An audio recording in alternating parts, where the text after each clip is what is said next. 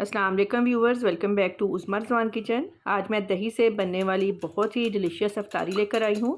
बनाने में बहुत ही आसान है, झटपट से रेडी हो जाती है। वीडियो को लाइक लाजमी कीजिएगा।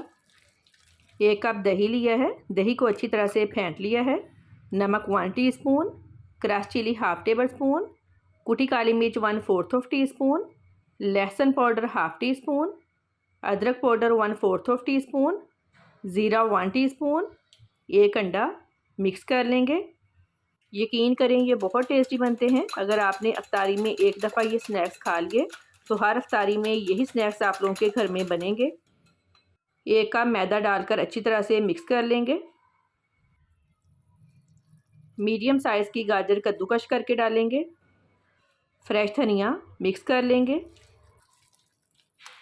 Baking powder half tea spoon add करेंगे। इसको आपने आखिर में ऐड करना है, पहले ऐड नहीं करना। अच्छी तरह से मिक्स कर लेंगे।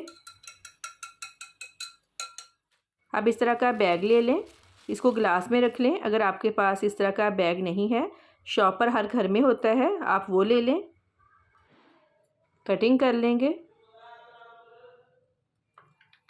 ऑयल को मीडियम गरम करना है, ज़्यादा गरम नहीं करना, वरना ये ऊपर से पक जाएंगे, अंदर से कच्चे रह जाएंगे।